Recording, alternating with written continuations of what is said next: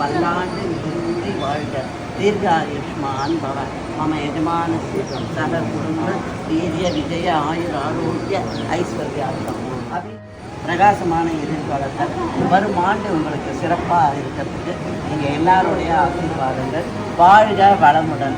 எல்லாருமே சேர்ந்து ஒரு ஹாப்பி நியூ இயர் சொல்லிடலாமா? Ready start. Happy new year.